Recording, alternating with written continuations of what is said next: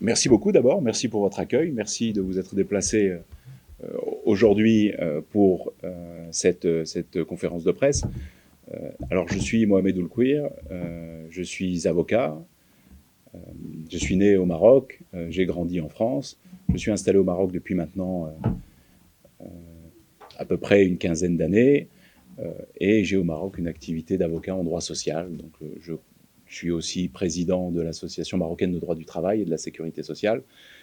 Et par ailleurs, j'ai depuis 2014 des mandats de conseiller des Français de l'étranger. Donc j'étais conseiller consulaire en 2014 sur Tanger, puis depuis 2021, j'ai ce mandat de conseiller des Français de l'étranger à Casablanca.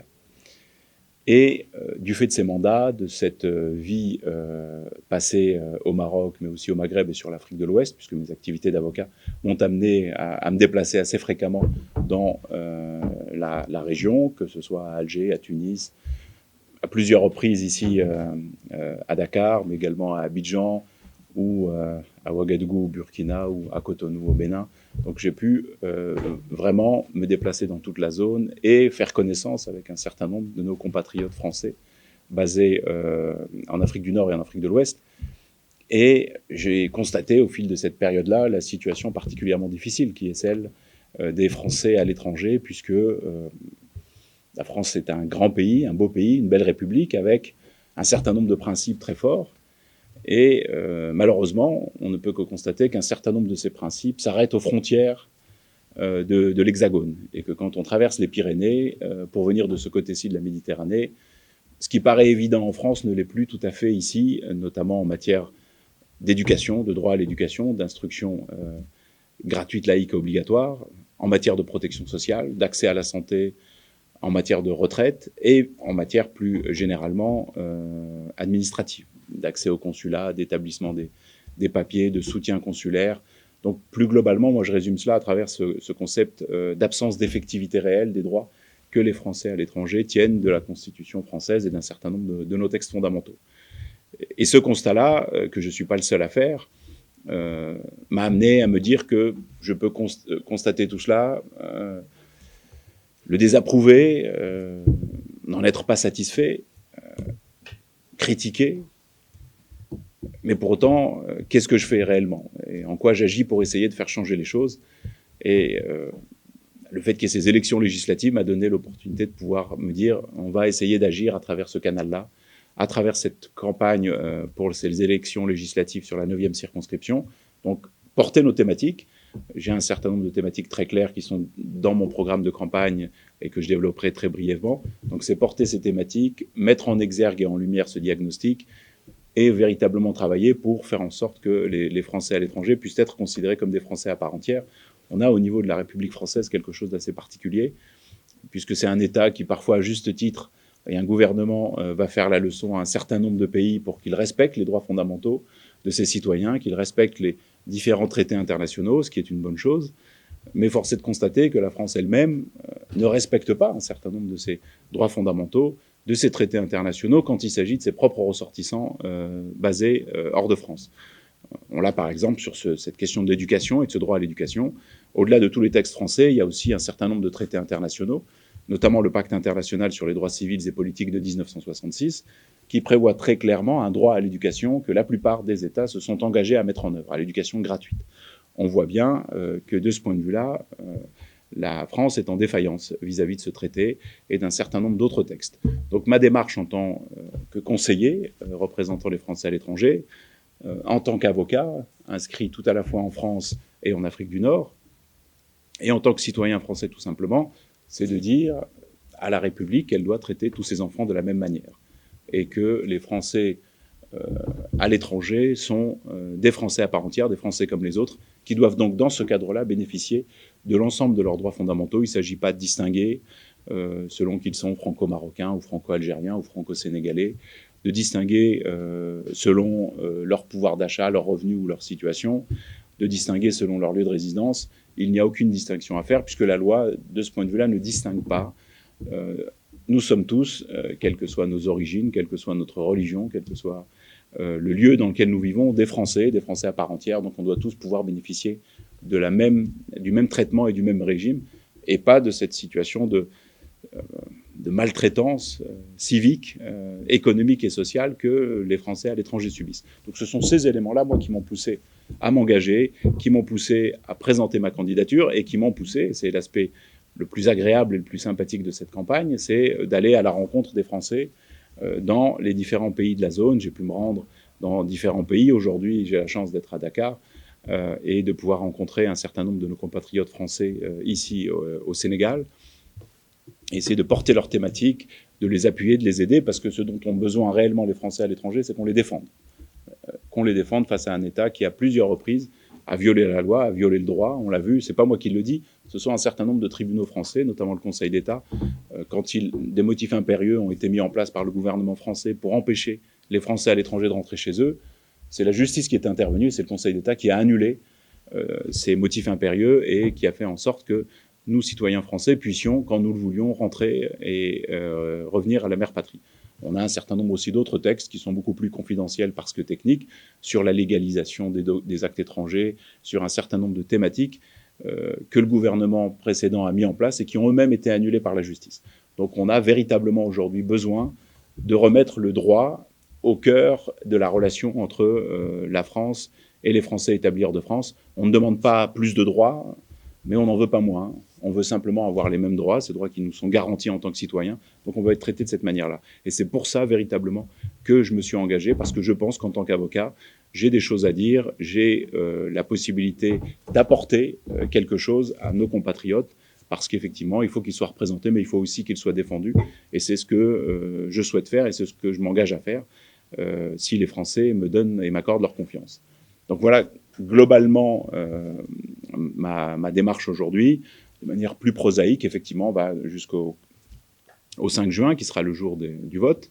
On va sillonner la circonscription, aller à la rencontre de tous nos compatriotes, coaguler toutes leurs expériences, leurs commentaires, leurs réclamations, leurs propositions, et alimenter ainsi la démarche qui est la mienne, à savoir véritablement faire des Français à l'étranger des Français à part entière, et ne pas les voir, et ça me déplore, et ça me désole de les voir considérés comme des Français de seconde zone, voire parfois qu'on questionne leur citoyenneté française. Ça, ce sont des choses que je n'accepte pas et sur lesquelles j'ai décidé de m'engager, sur lesquelles je vais me battre de toutes mes forces pour pouvoir justement établir ce que la France nous a toujours enseigné, nous a toujours appris, ce sont ces valeurs universelles, cette notion de citoyenneté française avec cette école laïque, gratuite, obligatoire, cette question de fraternité, de solidarité entre ces différentes composantes. Et donc c'est cette démarche-là, tout à fait républicaine, dans laquelle je m'inscris. Et un des aspects importants, c'est aussi un des axes de ma campagne, c'est aussi cette relation Nord-Sud et ce partenariat. On ne peut que déplorer qu'aujourd'hui, la France, petit à petit, pour des raisons diverses et variées, se retire, est absente, ou quand elle est là, ne joue pas le rôle qu'elle devrait jouer, ou le joue mal, et ça crée des frustrations ou des tensions localement. Et on a malheureusement un peu perdu cette démarche commune vers une relation mutuellement bénéfique. Et je pense que c'est cela qu'il s'agit de rétablir aussi. La France a des choses à apprendre de l'Afrique du Nord et de l'Afrique de l'Ouest. L'Afrique de l'Ouest et l'Afrique du Nord ont aussi des choses à apprendre de la France. On doit pouvoir mettre tout cela en commun. On a un certain nombre d'outils en commun. On a une langue commune que nous utilisons les uns et les autres. Et tout cela, de mon point de vue, doit être utilisé, doit être mis en commun pour pouvoir arriver à renouer, à rétablir ce partenariat qui est malheureusement un peu brisé. On le voit dans un certain nombre de pays. Il y a un ressentiment anti-France, parfois anti-français. Ce ressentiment-là, s'il est compréhensible, il est mal dirigé.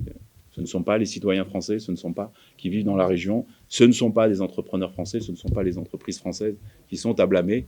On a eu à constater effectivement un positionnement parfois assez spécieux du gouvernement sur certaines questions. C'est pour ça que tout à l'heure je disais, mais on peut en Afrique se désoler, parfois déplorer l'attitude du gouvernement français, mais cette attitude-là, aussi les Français à l'étranger en ont été victimes. Et donc, de la même manière que réclame un traitement citoyen et égal aux Français situés sur le territoire hexagonal, de la même manière, ces principes universels doivent aussi trouver vocation à s'appliquer dans le cadre de ce partenariat Nord-Sud, où il y a beaucoup de choses à mettre en commun, notamment pour lutter contre le réchauffement climatique et la transition énergétique, qui est maintenant indispensable. Donc, ce sont tous ces éléments, ce diagnostic et ces propositions qui dictent ma volonté de me soumettre au suffrage de mes concitoyens et de me présenter pour cette élection législative et faire en sorte que, justement, ensemble, on puisse faire comprendre à nos institutions à Paris que nous sommes des Français à part entière et que nous devons donc, à partir de maintenant, être traités en tant que tels. Merci. Oui, alors la SFE, c'est une association qui a vocation à représenter les Français à l'étranger, à traiter que de leurs thématiques, mais à les représenter de manière non partisane. Donc au sein de la SFE, il y a toutes les tendances idéologiques, toutes les tendances politiques. Chacun est libre de son idéologie ou de son orientation politique. Ce que nous avons tous en commun, c'est de considérer que les Français à l'étranger ne bénéficient pas de tous les droits qu'ils devraient avoir, et que là, on a d'abord un débat juridique pour l'égalité, pour la reconnaissance de ces droits, et que ce débat juridique, un peu une sorte de combat pour les droits civiques, on va dire, complet des Français à l'étranger, que ce combat-là, il est préalable et il prime sur toute autre considération politique ou idéologique. Donc dès lors que des Français à l'étranger partagent ce constat, se disent qu'il faut se battre et se mobiliser pour l'accès à nos droits fondamentaux, alors on peut rejoindre la SFE et travailler avec la SFE. Et c'est cette démarche-là, et cette alliance solidaire des Français à l'étranger, c'est principalement cela. Une association indépendante, non partisane, dédiée exclusivement à la défense et à la représentation des intérêts des Français à l'étranger. Et cette alliance me soutient dans le cadre de la démarche qui est la mienne. On a un certain nombre d'élus de cette association qui sont dans différents pays de la sous-région et en Afrique du Nord. Et donc on travaille tous ensemble à améliorer cette situation. Notre diagnostic, il est simple. On considère qu'il y a un élément important dans l'histoire de France récente, contemporaine, c'est le programme du Conseil national de la résistance. Le programme a posé les bases de la construction de cette nation française moderne. C'est ce qui a donné lieu aux 30 Glorieuses notamment. Et la base, c'était des droits politiques, des droits économiques et des droits sociaux, et qu'il fallait mettre en œuvre. Les droits politiques ont été mis en place et les droits économiques et sociaux ont globalement été mis en place en France de manière satisfaisante. Par contre, pour les Français à l'étranger, ça a été plus difficile. Les droits politiques, on ne les a eus que très récemment, puisque, vous le savez certainement, il n'y a des députés des Français à l'étranger que depuis 2012, donc une dizaine d'années. On a cette représentation consulaire qui a été initiée aussi à partir de 2014. Et donc on a ces droits politiques qui sont là, qui sont présents aujourd'hui, mais qui sont tout à fait récents. Et ce qui explique aussi peut-être pourquoi on n'a pas réussi à se faire entendre suffisamment et à bien défendre nos intérêts. Par contre, les droits économiques et sociaux, de ce côté-là, on ne les a toujours pas. On est de ce point de vue-là, et c'est pour ça que je considère qu'on n'est pas traité comme des Français à part entière. Ces droits économiques et sociaux sont défaillants. L'éducation notamment, qui est un cadre très clair, où il y a un droit à l'instruction gratuite, laïque et obligatoire pour tous les Français, où qu'ils soient. On l'a sur la question de la protection sociale. Ce programme du Conseil national de la résistance, c'est celui qui a mis en place la sécurité sociale, et qui devait bénéficier aussi à tous les Français, y compris les Français à l'étranger. Et c'est dans ce cadre-là qu'on sollicite aussi la mise en œuvre effective de ce droit à la santé à travers la création d'une branche au sein de la sécurité sociale dédiée aux Français à l'étranger, et non pas le mécanisme que nous avons à l'heure actuelle qui ne fonctionne pas, à savoir une caisse des Français de l'étranger rattachée au ministère des Affaires étrangères. On ne prend pas bien la logique et la cohérence. Pourquoi le ministère des Affaires étrangères, dont le rôle est plutôt diplomatique et politique ou de relations interétatiques, aurait à gérer des questions de protection sociale et de sécurité sociale à travers cette CFE, cette Caisse des Français de l'étranger, pour les Français basés à l'étranger. Il est quand même plus simple que quand on veut réparer ses chaussures, on les donne aux cordonniers. Donc si on doit traiter des questions de protection sociale des Français à l'étranger, ben on a la sécurité sociale en France qui peut se charger de cela. Si on doit traiter des questions d'éducation, on a un ministère de l'Éducation nationale en France qui peut se charger de cela. Au lieu de cela, on monte des usines à gaz où on passe par le prisme du ministère des Affaires étrangères, d'un certain nombre d'agences dont le fonctionnement est particulièrement opaque, et ça ne permet pas de régler les difficultés. Donc ce diagnostic-là que je fais, c'est le diagnostic de la SFE, et c'est parce qu'on est tous alignés autour de ce diagnostic que nous nous engageons, quel que soit notre bord politique, quelles que soient nos opinions, naturellement, quelles que soient les confessions religieuses des uns ou des autres, ou les orientations des uns et des autres, à mener ce combat-là. Et on pense que ce combat-là, il est essentiel et primordial, et d'autres choses pourront avoir lieu après, mais il faut déjà mener ce combat pour l'égalité et pour l'effectivité des droits. Français de l'étranger doivent bénéficier des mêmes droits que ceux de la France. Est-ce que vous pouvez supplémentaire positionner plus de pays possible afin d'aller à la rencontre de ces Français de l'étranger? Oui, totalement. En fait, on est déjà... le territoire sur lequel moi j'interviens, c'est cette 9e circonscription, donc en gros de Tunis à Abidjan. Et dans cette zone-là, on va à la rencontre des Français, on échange avec eux. On y va maintenant, mais on y allait déjà auparavant. Ce n'est pas quelque chose de nouveau. Tout cet état des lieux, ce constat et ces solutions que je propose sont la conséquence d'avoir voyagé pour mon activité d'avocat dans toute l'Afrique de l'Ouest et dans l'Afrique du Nord pour un certain nombre de dossiers. J'ai plaidé souvent dans différentes juridictions de toute la région. Et c'est par le fait d'avoir, on va dire, travaillé sans désemparer dans toute la zone pendant quasiment 2 décennies que j'ai pu prendre ou avoir une appréciation très précise de la situation et du mauvais sort qui était réservé aux Français à l'étranger. Donc effectivement, si on arrive à faire changer les choses pour les Français de cette circonscription, naturellement, ça changera pour tous les Français à l'étranger, puisqu'il n'y a pas de spécificité géographique particulière. La plupart des Français à l'étranger sont tous logés à la même enseigne, c'est-à-dire en gros une sous-citoyenneté. Et cette sous-citoyenneté, nous voulons y mettre fin, et nous pensons que nous pouvons y mettre fin, pas justement par des arguments politiques, puisqu'on a vu que cela a échoué, mais plutôt par une démarche strictement juridique. Justement, une fois élu, vraiment on l'espère. Je l'espère aussi. Quand même, sur quel levier allez-vous activer pour que ces droits-là soient respectés? Voilà, on a une institution très intéressante en France, qui est malheureusement trop fortement méconnue, c'est ce qu'on appelle le défenseur des droits. Le défenseur des droits en France, il a une mission constitutionnelle, c'est l'article 71.1 de la Constitution, pour celles et ceux qui souhaiteraient aller s'informer un peu plus avant. Il a une mission de défense des droits et libertés, globalement. Et notamment sur ce qui touche l'enfance et la protection de l'enfance, sur ce qui touche les droits fondamentaux et l'éducation, principalement. Et donc ce défenseur des droits a ce travail très important, cette mission très importante de service public. Ce défenseur des droits, naturellement, il a une administration pour pouvoir le saisir quand on est basé dans les différentes régions, dans nos 18 régions françaises, les 15 régions de l'Hexagone et nos régions ultramarines. Il y a des délégués. Et ces délégués-là peuvent être saisis. Donc, en général, dans les départements, il y a plusieurs délégués du défenseur des droits et on peut aller visiter le délégué du défenseur des droits, lui présenter son dossier, lui expliquer l'injustice que l'on subit et lui va préparer un dossier, en informer le défenseur des droits et agir auprès de l'administration concernée pour régler cette problématique. C'est un outil très intéressant, mais un outil dont les Français à l'étranger sont privés. Et c'est ça mon sujet, c'est d'expliquer que un des outils, un des leviers, ce sera de mettre en place des délégués des défenseurs des droits par circonscription consulaire. Donc là où il y a un consulat général de France, il y aura un délégué du défenseur des droits. Ça permettra justement de regrouper l'ensemble des dossiers, les problématiques juridiques, d'en saisir les administrations et de les obliger à les traiter. Puisque à l'heure actuelle, il y a très peu de remontées. Pour être tout à fait précis, les délégués des défenseurs des droits, pour les Français à l'étranger, on parle de 3 millions de personnes à peu près, on en a prévu 2. Il y a 2 personnes qui travaillent que les mardis et jeudis, donc uniquement 2 jours par semaine, et qui sont basées à Paris, avec des téléphones français.